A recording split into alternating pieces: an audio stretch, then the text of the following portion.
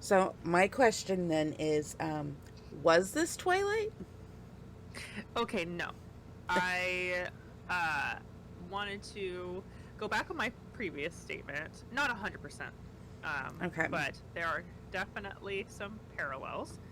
Um, Mainly um, the benevolent vampire family, even though it's kind of like a found family, it sounds like they're still family and they look out for the humans in the community. Though we're not going to go into spoilers right away, but um, uh, in the end, you do understand that there is some connection and there's a reason why they intervene so early on. But so in Twilight, there is the main Cullen family that just exists in what's it? Washington, or is it Mm, Oregon? I think it's it's Oregon. Washington. It's Washington, It's Seattle. Forks, It's Washington. Forks, Yeah. Washington. This is the Um, Pretty Little Death, and we are talking about a switcheroo. Before we let the yes. bestie get too far into it, I am the critic. She is the bestie. I'm sorry, she is the bestie. Um, and we had a book. We had a book, and we started it. I started it, and I immediately put a kibosh on it. I broke the third rule.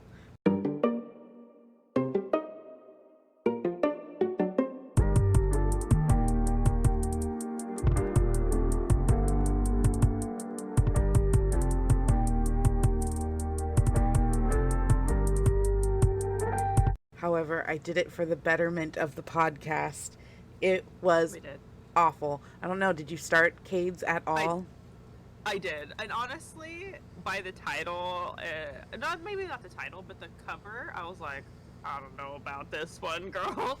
And then I did get like maybe 3 or 4 pages in. I was like, what is this?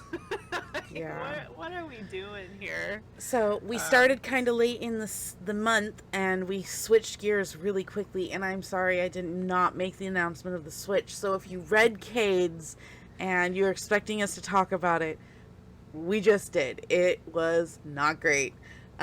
Instead, we picked up Revenant by Valentine. This is a 5 book series, and I devoured the first 3. And I immediately, in the middle of the second one, not even in the middle of the second one, I would say, I told you, you need to read this. It's a post apocalyptic mhm. vampire zombie thing. It's I thought it was a little brutes, but not really brutes.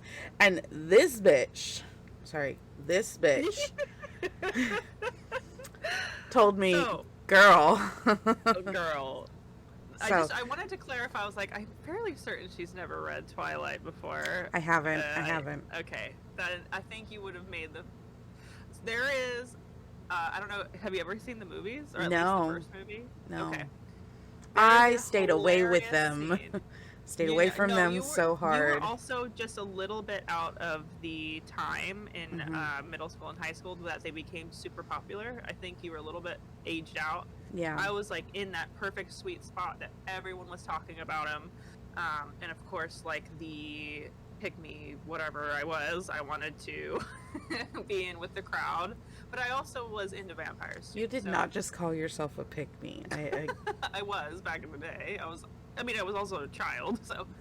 Um, but yeah, I actually loved the books when I was younger. Obviously, I haven't read them as an adult, and I never watched the movies. I think I saw the like bits and pieces of the first one, and then I Mhm. decided absolutely not. um, and so there is a hilarious scene where the female, both the protagonists, the Bella and Edward, Mhm. the main vampire, are in the forest, and this was pretty much just. I think it's either just before or just after.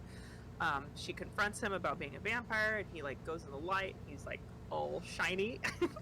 um, he also demonstrates his like speed of like running super fast. Um, and he's like, hop on or climb on spider monkey. And there is legit a scene very similar to that in this book, and I was giggling. I was like, ooh, hop on spider monkey. Oh my gosh. Okay, so I have apparently found in my scramble to give us another vampire book and hopefully tick some of the boxes for Cass, found a grown-up, I hope, version of Twilight. It was a very similar in the beginning, and then to my relief, it is a lot different towards the middle and the end. So, I mean, there's a lot of parallels, obviously. I mean, you have benevolent vampires that coexist with humanity. They were drawn out of hiding in order to help the humans of this world during this apocalypse, which was a viral. It sounds like a viral apocalypse. Think of I Am Legend, where there was a super cure to help keep the human populace long living and resilient to disease, and then the virus, like, it didn't mutate, but it had a bad side effect, and that was if you did perhaps die from like a gunshot wound or a heart attack or something like that, it reanimated the person and made them a zombie. So we don't want to give too much of the story away, but that is the setting of the world. It's also, if you are a huge fan of The Walking Dead, which I am, a huge fan, at least No, you're not a huge fan of The Walking Dead. You're a huge fan of Negan. Yes. Whatever. Okay, Jeffrey, actually, let's amend that. I am a huge fan of Jeffrey Dean Morgan and anything that he is in. He is in the new Walking Dead series as Negan, and he has a new reality TV show. It's like kind of a hide and seek type thing. I was going to ask you, are you going to be watching them? I want to watch the Walking Dead, the spinoff, but as far as the reality show, I'm not sure. I saw his face like flash for a second when I saw an advertisement. I was like, no way. That is a left turn that I did not expect in his career. Me neither. But hey, you know what? It's money, and I'm not gonna, judge. So, but it does look like something I will not be interested in. I don't like reality TV. Okay. But I will hear through the grapevine, hopefully. I'll let you know, because it did look interesting. It looked a little Amazing Race, and since I stopped watching Big Brother, like, Amazing Race kind of was cool the couple of times I watched it, so maybe. Okay, yeah, you'll have to fill me in. Yeah. But, okay, so so it's not Twilight, but it is Twilight. It's got some similarities. It's not 100%. Okay. There's, like, obviously the Volturi, which is the main enemy vampire group, which is kind of what I thought this book would go towards, like kind of veer toward, is have the enemies not be some mutated zombies, but actually like vampires. But it is kind of, anyways, but it's not like a whole kind of Illuminati organized group that it is in Twilight. So it's not that, unless it gets that later on, which it might. I'm probably not going to read the rest of them. Well, I finished book 3. Book 4 has not been released, and book 5 has not been released yet. So I'll let you know. Okay. But I did enjoy a lot of this. Like, I wasn't a perfect, like, 5 out of 5 for me. I just thought it was kind of funny. But also, the reason why I did enjoy this, I didn't hate it, but I had a good time. It was fun. The action was fun. Not a huge fan of the protagonist nor the love interest. So I think I just was kind of put off. They're just kind of like a little bit vanilla, a little bit white bread for me. So I was like, all right, but I'll watch. What did you think of the ending? I loved it. Was that like out of left field or what? It was. No, I don't know what I was expecting. Well, other than what I just told you, I think I was more expecting like a huge. Maybe we had a kind of imposter in the group, either in the humans or the vampires, that would then kind of turn an enemy. Mm-hmm. I mean, that kind of did happen, but not in the way that I thought. There was a raid that happened around on the whole kind of organized town. One of the vampires did, get got. Yep. Get got. I like that. Yeah, he got. And then, and from what we understand, we had not seen what happens if a vampire does get got in this world. Like, nobody expected it. So, if you are interested in reading this, I highly suggest you do, because it is the ending is actually very satisfying in the aspect of a good cliffhanger. Yes. Because things are resolved, but things are really not resolved at all. No. And I do have there's one big major gripe that I do have, and it does regard the ending, but we can get into that later. But all in all, I enjoyed the ride. I enjoyed the interactions between the characters, because it was very much The Walking Dead. Yeah, I've seen a couple. I think I watched up to the prison, so that's season 3 of Walking Dead. Those are some really good seasons. Those are everybody says those are the best seasons. The Atlanta, the farm, the prison, and then they're if you have to go more than there, fine. But those are the best seasons to watch. 100%. And I didn't even complete season 3. I don't think. Season 3 is the same season as The Town, isn't it? With the governor and stuff like that. Yeah. So the governor is resolved, and then they go to the prison afterward, I think. I thought the prison was during The Town, because the farm was before the prison. Is it farm, then prison, then town? It's been a while. I don't remember since I've seen the early seasons. So. Yeah. So because I thought the governor had dropped off for a very long time. I thought the Lori has the baby at the prison. Okay, so I guess maybe I stopped watching at the beginning of season 4 because they lost the prison, and I thought that was because the governor let loose the debtors, basically the walkers, in they crashed through the gate and then just opened up the back of a truck and let them in. So maybe that's where I fell off. I think that is what happened. Farmer, what was his name? Farmer Rick. That's the season I stopped. It was with Farmer Rick. That was a good season. I like Farmer Rick. So but it is a slow one. It is a slow season. So with The Town, I actually kind of like the idea of the town. The town, me too. That seems plausible to me. Yeah. The town is secure. They have rules. There is a leader. I kind of like Hendrix. I think that was his name. I really liked him. I really liked him.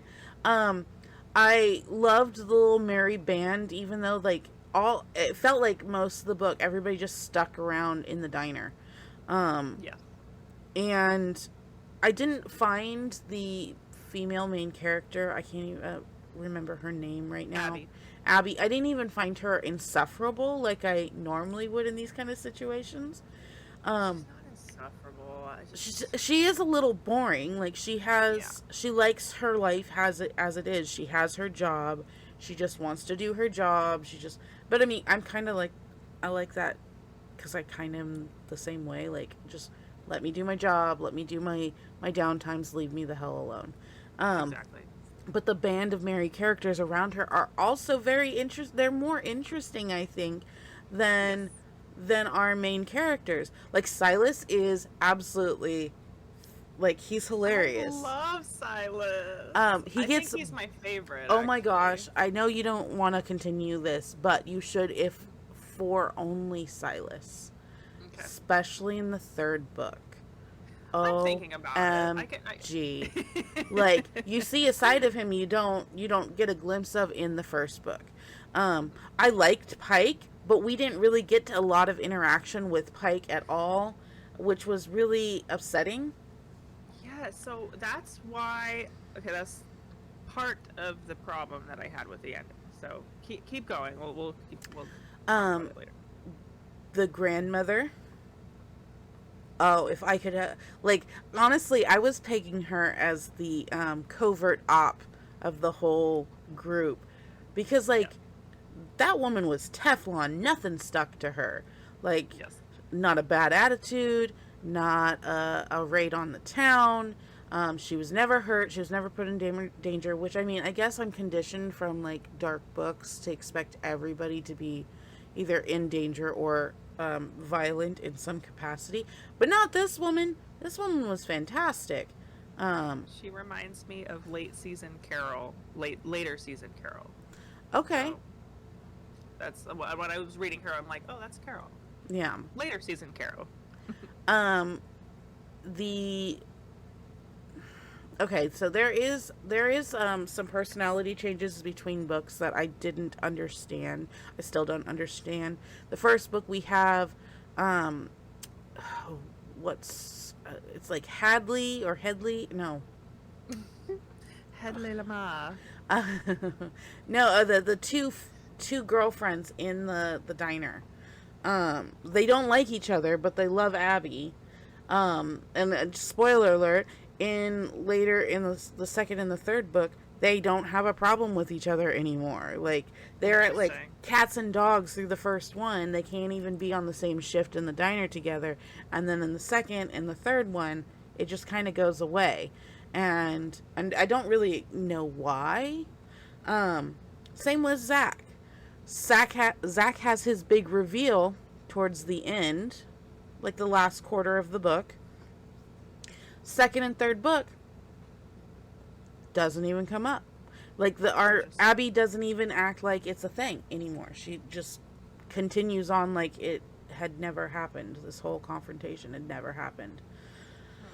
Yeah, so those are really my gripes. I thought overall, like, there was a lot of things that happened in this book, but at the same time it was also slow, and I think the book was just under 300 pages long.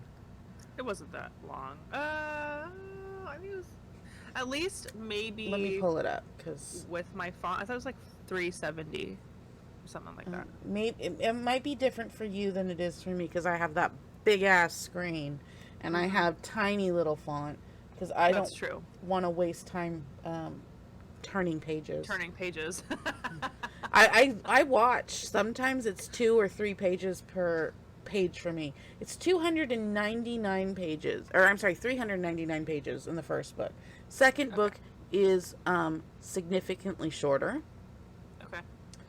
Third book is significantly longer, almost 800 pages. And I could not put it down. I think I told you, hey, I finished the second book, I'm on to the third, and like later that night I said I'm finished with the third. I could not put it down. There is such a roller coaster in that third. I don't want you to read it because you have to read it. I obviously want you to read it if you're enjoying the story, but that third book is a doozy. So I don't know the spoilers for them, but I do know, at least based off of the reviews of these books, the first one is the lowest rated on both Amazon and on Goodreads. Yeah, I saw that too. I'm like, okay, well, if the story does pick up more, then I will continue this. So we are... Yeah. Oh, well, and, okay, so here's the other thing. So the first book has 390... I'm looking at it right now on the Kindle Scribe. Nice. So 391 reviews. It sits solidly at 4 stars. Book 2, okay, which, I thought it was shorter. Book 2 is 462 pages. It might have been shorter for me because I do have the big Kindle. Book 2 was published in 2021. Okay, only has 141 reviews, 4.5 stars. Okay. Okay. Book 3, also published in 2021, 779 pages. It has 117 reviews. It is almost 4.75 stars. It is, oh my gosh. Yeah, it looks like it picks up and the story does get better. So Yeah. I will be continuing the series. At least I'll try the second one and see how I feel. Okay. um, yeah, we'll see.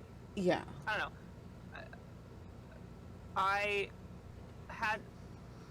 I mean, obviously now I'm craving watching and reading The Walking Dead again because that's what made me excited reading this book. I was like, oh man, I do love this series. Well, so maybe much. okay. So I did like the first couple of seasons of Walking Dead. I know it's from a comic book, and we can talk about that in the post show because that leads right in. Maybe we should do like a watch session or something like that. Invite those who want to on the Discord. We are about halfway through our podcast today, so we're gonna just pitch ourselves. Join us on the Discord. We are still looking for co-hosts in our co-host pool. We are also talking about doing some other things like play with us or watch with us, where we can just sit and yak. You guys don't ever see him, but we have a mod that we like watching television shows with. He tends to be quiet unless he's like low on sleep, and then you can't get him to shut up, and it's freaking hilarious. Angela, we love you. That sounds like something we could possibly do, is if we get people we could do it ourselves. It's not like we haven't before. But watching Walking Dead together, because that's one of the things that I think we enjoyed doing before the pandemic and we haven't really picked up again, is watching movies and shows together. I think the last one we did was the awful Game of Thrones ending, and I think we were all so upset about that. We didn't really sit around and talk too much. At least I don't remember us talking too much, other than saying, we can't see anything. What the F? Yeah. Well, we also tried Yellowstone, too. Yeah, but I meant in person. In person. Yeah, you're right. In person, I think that was the last one. And oh my gosh, that was awful. It was so bad. Obviously, y'all know how bad it was. It was so bad. So, let's get into our questions then, okay? Guys, remember, we are reviewing the Switch of the month, which was Revenant by R. Valentine. I did look on Revenant, thank you. I can't read. What can I say? I have looked on her website, and it does say that she is re-releasing book 4 and then releasing book 5. So re-releasing book 4 sometime this summer, and then releasing book 5 either by the end of this year or next year. So we will have some time. It is only slated for 5 books. I don't think I could deal with it being any more than that. I mean, this is not as epic as like Wheel of Time, where it needs 13 books to complete.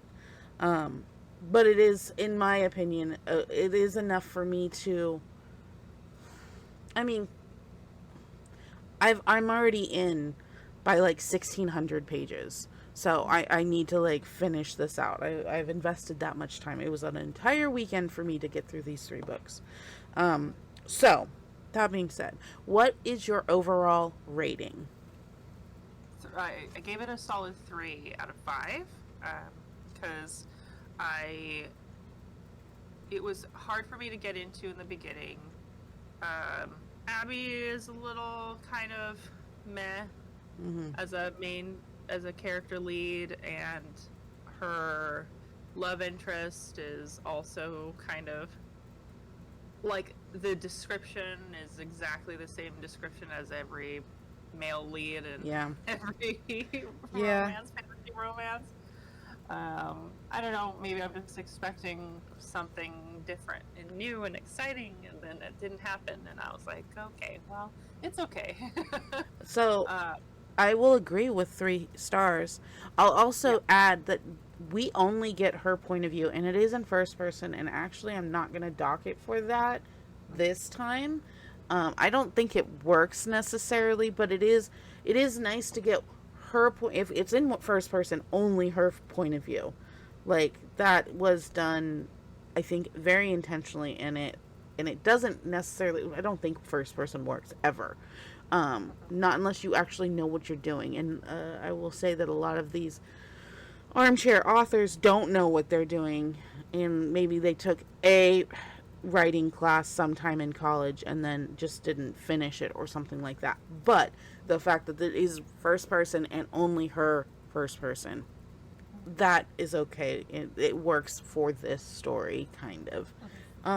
But I give it a 3 as well. I agree. He is white bread through and through. He's not very interesting. Don't know why she's she's not even interested in him at the very beginning. No, she is not, and it was so frustrating. I was like, there's not really, I mean, it doesn't have to be like the same standard enemies to lovers trope. It doesn't have to be the same like kind of BS, you know. She does have an instant attraction, but it's not, she's down to obvious. She's down to get down. I'm trying exactly. I'm trying to keep my language PG. She's down to get down, but she admits in her inner monologue that she's down to get down with anybody. Like and I quote, "A girl has needs," and she has not been shy in getting those needs met. So I props for that. Snaps for that. Okay, shoot your shot. You know. But he is very white bread. Very. They weren't exciting, and then when they finally, you know, do the deed, it's like, okay. And then, okay, so let's get into, I guess the questions were that was your first question, so that was your overall rating. So number 2 is if there are corrections, what would they be?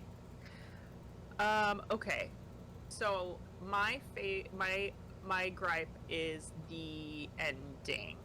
Right. And, okay, did we establish her age, Abby's age? She's like 30, or late no, 20s. 20. I thought she was like 24, 25. Okay.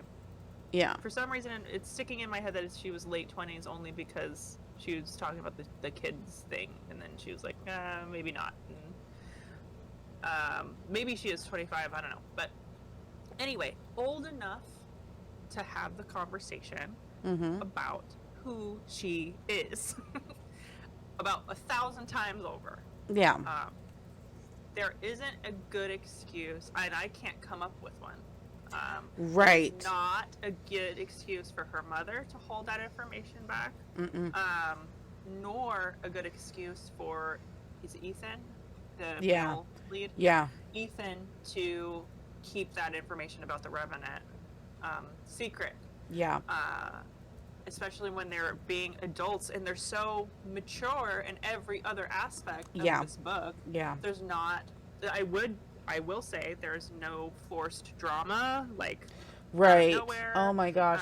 That was a breath of fresh air. Oh my gosh. The manufactured drama in a lot of these armchair books is so flippin' frustrating. Like, I will stop and like take a breather because it's so thick. For those who are listening to the podcast, I just have my head in my hand because like I can't even describe how frustrating it is. And I know my husband, if he were not trying to be polite, he'd be like, "How frustrating is it?" It's so how frustrating is it? There you go. Yeah, there it is. I have my own live soundbite board. It is very, very frustrating, and it's not in this. And I enjoyed that aspect so much, incredibly. Yeah, it was really good. Things were handled in a very adult, maturing way, and I think it also is a reason they survived this long. In this apocalypse too, because they have to be calm and calculated about every decision too. So, I mean, I'm rambling now, but anyway, there is not a single reason, and I even wrote it in my notes that I don't have in front of me right now, but I wrote in my notes, I was like, the only way I can see this being changed is if she, for some reason, the mom had a huge prejudice against vampires, or maybe not, or trauma, or somehow her father abused the mom or something like that.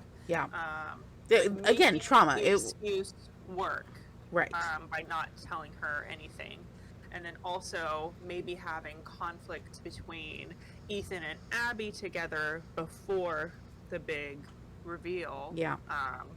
Because I don't know, and maybe correct me if I'm wrong, but there really wasn't any conflict between the two. No. Kind of was just all hunky-dory, hunky-dory, hunky-dory, natural progression.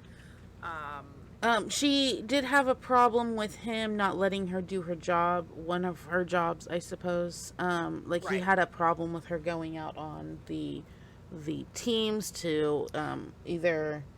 Yeah, because he's a macho vampire. Right. And he's feeling his feelings, and good for him, snaps to that. But, like, she has lived in this world without him beforehand, and has survived, and she knows what she's doing. She is very skilled. They illustrate that. She's not really braggy about it either. Very nice. Love that for us. I would say my correction though is actually, I'm gonna tag on to yours. It is so mind-boggling that they would keep this, and not just her mother, and not just Ethan, our main male character, because he finds out right away. Like, it's like, we don't even know, because again, it's all her point of view. We don't even know when he finds out. We just know that he found out, and it happened as soon as he came into town. A town which bans vampires, okay, as a rule. No bleeders, they call them, or no feeders. I'm sorry, no feeders. No feeders. But not only does her mother keep this secret, but so does Hendrix. Hendrix knows. Now, again, it could have been it would have been explained a way better if it had been a trauma thing for the mother. Maybe even a trauma thing for Hendrix. Hendrix has a reason that he doesn't like feeders either, but we never find out what that is. At least not so far that I've read. It's not a thing. Abby was old enough when she came to town. I think she was 8 when her mother and Zach were rescued by Hendrix and brought into town. That she, like, everybody knows her. Everybody treats her like Hendrix's daughter. Hendrix treats her like she's his daughter. She treats him like, he's her father. They have a mutual respect. But somehow that respect does not, extend to, oh, by the way, there's something not quite right with you.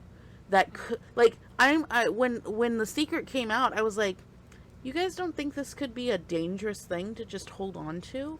You don't think that this is just a dangerous thing to have her out on these teams?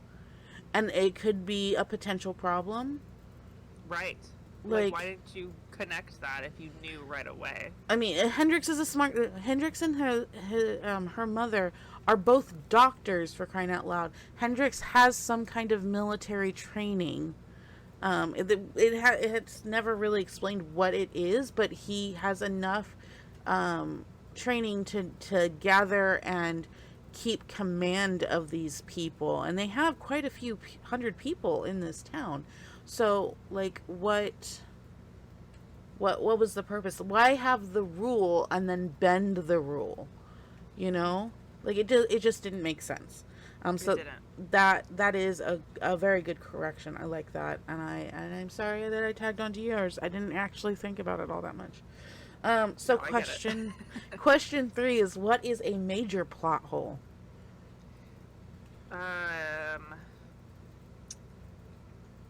I mean, I guess maybe the politics of the destruction of humanity, I guess.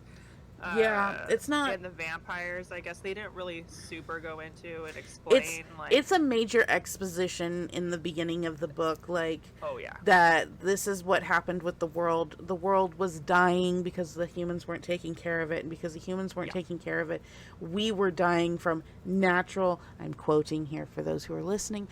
Natural causes that could have been remedied. Like, resources were dwindling, that kind of thing, and... the vampires revealed themselves and offered this non-vampiric remedy, which was synthesized from their blood to help basically keep their food source alive and thriving. Yes. And then everything just kind of fell apart. But as we're going through the story, we find out that the ocean has taken over most of the West Coast. Like, people are going west, and where this is set in Montana. But if you go into parts of, like, there's not a lot of Oregon left. Portland's gone. They were talking about you could go to Seattle and see skyscrapers in the ocean, and somehow, I don't know if this is in the first book or maybe the second one, but somehow the lights are still working in the skyscrapers, and the upper, you can see the lights underneath the water basically. Yep. Inside some of these skyscrapers, and they're not quite sure how people are living there, but they do know people are living there. They just never saw any. The teams that went out there never saw any. It kind of makes sense. Like, Seattle's basically right there in the water anyways. But you can't go far into Washington or Oregon and not meet the ocean right away. California's completely gone. Parts of Nevada are underwater, but not too much, because the Sierra Nevadas kind of stopped a lot of the destruction, the natural destruction. So we're kind of in an isolated area. Humanity has found that they survive longer with the biters, and I can't remember what they call them. Kooks. Yep, the kooks. Such a weird name for them. It is actually, I think, and correct me if I'm wrong, audience, but I think kooks is an old name for zombies back in, like, the 1950s era, like with the what's it called, House of the Living Dead or something. Yeah. Like that, the original zombie movie. Yeah. I think they called them kooks back then. Okay. So, but then they gave another description because it's they're kooky humans that have been reanimated. Right. They were originally kind of insane, so they just assumed that they were just alive still, but insane because of the virus, and then they realized later on that they were actually dead. Yeah, there's no heartbeat, there's no breath, nothing like that. So yeah, because of that, cities are treacherous. You don't want to go near them. And zombies are not the only thing, because we all know this. We've all seen zombie movies and horror stories like this for years now. Cities are not the only... In cities, zombies are not the only thing you need to fear. Humans are also dastardly too. So these teams go out far and wide searching for supplies and survivors that are not part of these gangs and stuff like that.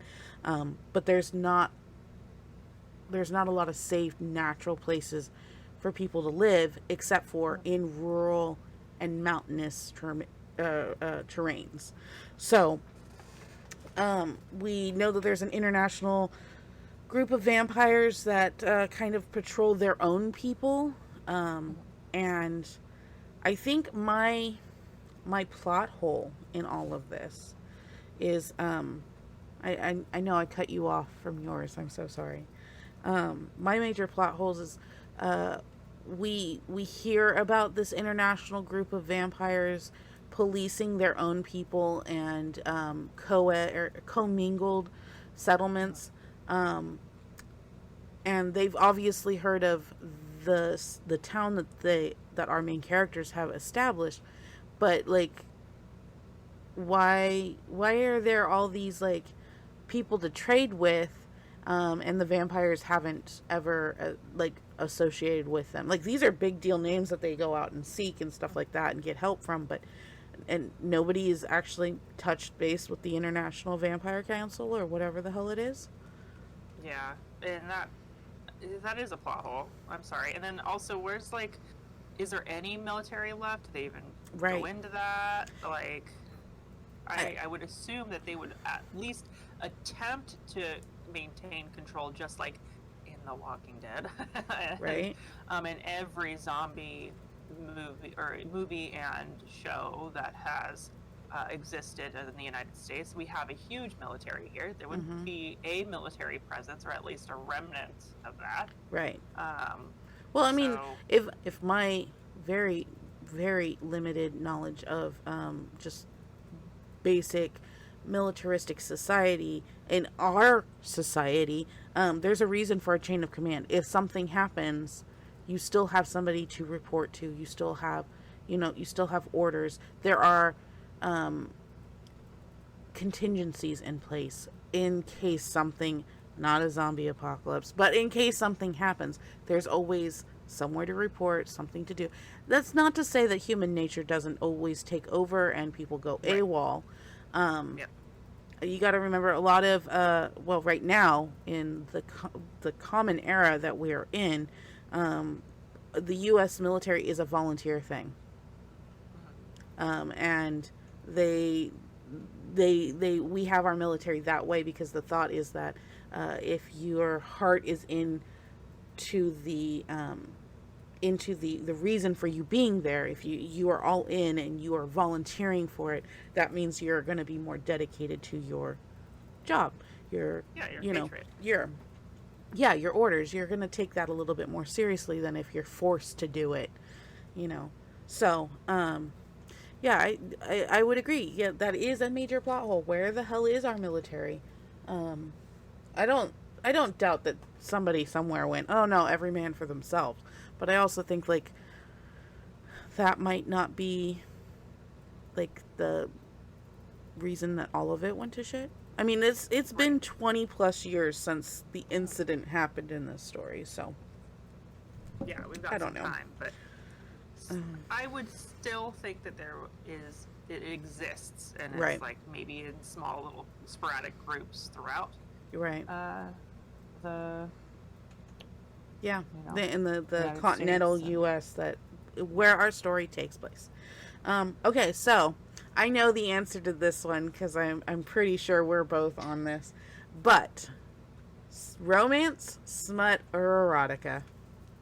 It's a romance. It but is totally a very, very light romance. Yes, it is. It builds in the first one. Yeah. It does build. Like I do like that. Usually everything is so flipping quick that you don't that these characters aren't known to each other and all of a sudden they're in love. That does not happen here. Like we said, she does not just jump on him No. the minute he shows an interest. And I think that's awesome. Like it's a Me little too. realistic. It is very realistic, and maybe that's the reason it's so boring. But Maybe. no, Maybe. it's for me. But no, it's realistic. It's good. I think maybe my problem is their chemistry. But anyway, as far as this story it is a romance. Yeah. Definitely, I think most of the spiciness is behind closed doors, and there is, I think, one spicy scene. I think that there's I remember. two. There's two. Yeah. Okay. They're kind of they're not trying to share their relationship with everyone. They are taking it slow in the fast-paced world of romance reads. They are going very slow. But I like that because there's other things going on. Like she even says a couple of times, like, yeah, the world has ended, but we still have jobs to do. We can't just get swept away by this. So I like that. Oh yeah, they live in an apocalypse, and their priority is not the romance. Their priority is everything else. So Yes, because they are survival. responsible for other people's lives. Yeah.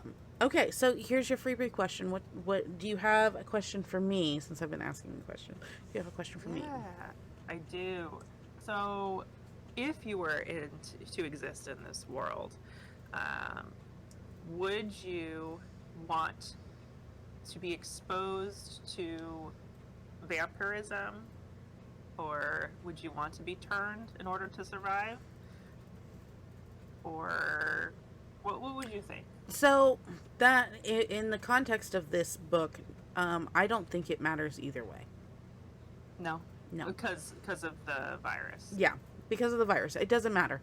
It doesn't matter if I'm a vampire or if I'm human. And like, there are inherent risks. He tells her there are inherent risks if he turns her. Turning is not guaranteed. I don't remember why they were talking about. I think she was just asking about, like, okay, so stories about vampires, is this true and this true? And he just tells her, Yes. he's like, it's not guaranteed that you would become a vampire. Like, they are more resilient and they are faster. They have better reflexes, and that is a plus if you are fighting the dead, like he and his team are. But I don't see that. Not in the capacity that I think I would play in a post-apocalyptic setting. I don't think I am someone who should be going out on runs like she is. I don't think I'm the person that you would want out there. I'm pretty sure I could get the job done if I needed to. I've always recognized that my place is probably homesteading, not team leading or even being part of a as an outreach team. I don't think that I would do well in that. I'm going to be the one that's organizing at home supplies, making sure things are getting done. My knowledge of history too would probably be more of a benefit back at home, teaching children so that the human history is not forgotten, because that's something that as a college dropout historian, I think that history really needs to be remembered, and it doesn't matter what is happening. If we don't remember history, then we lose a part of ourselves, not just culturally, but just like, we are all on this planet. We have all had some impact. We need to remember that impact so that we can either grow from it or not do it again. Right. So I think that's where my place would be. What about you? I do see myself maybe out as part of a group, as one of the I can see you as like a medic. Yeah, I could do that. But as far as protecting people, I would want to do that. If I was strong enough. Yeah. In my state that I am now, probably not. Yeah. But if push comes to shove, I would probably start trying to get into shape and like really. I was even it thinking about that seriously. aspect. Fuck. If the zombie apocalypse happened tomorrow, I am screwed. I'll live for a while because of all the fat I have around my hips and my tits, but like I'm a dwarf. I sprint. I'm horrible over long distances. No, like I need to work on my cardio. I do see you in a tactical support type, because you do have that medical knowledge. I have more of like the home cures kind of thing. So like, yes, I would be good for, like I said, at home. Like, yeah, I could caveat to that. I am good in a stressful situation where shit needs to get done. I can get it done, but I'm gonna fucking fall apart later. Pardon my French. I'm gonna fall apart later. Like I am. It's I the think, ADHD. We handle emergencies, and then we crumble apart later during the slow times. Yep. When everything is done, that's when we fall apart. Yeah. No, I can see that. So my freebie question for you. Okay.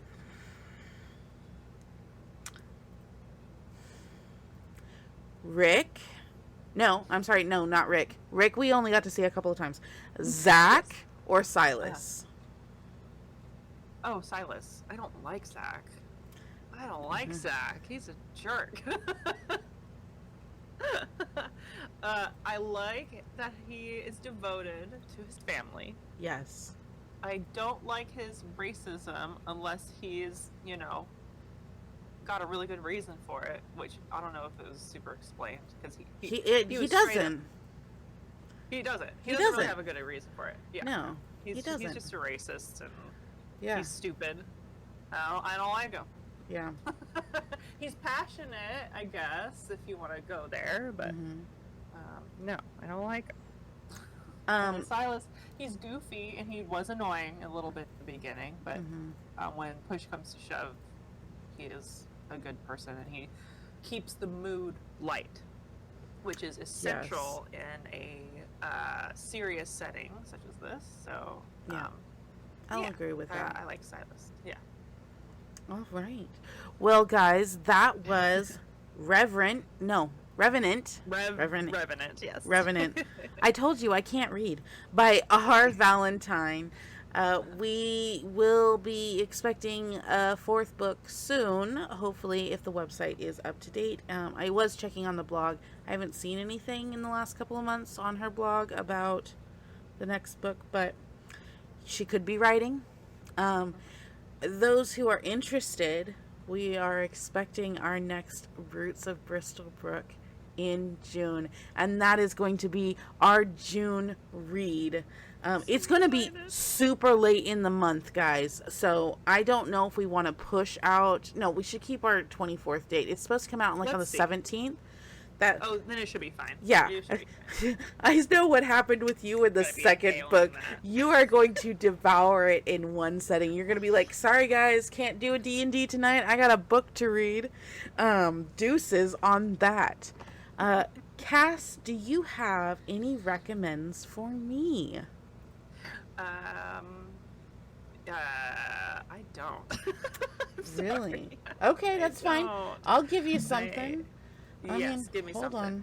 Hold on. Lay it on me. I'm pulling it up. The tablet just went dark again, so. I'm sorry to put you on the spot, but no, it's fine. It's. I mean, I read a 6-book box set in just a couple of days, so like, I got some books for you. Okay. Yes. Actually, nothing good. Now that I think about it, nothing good.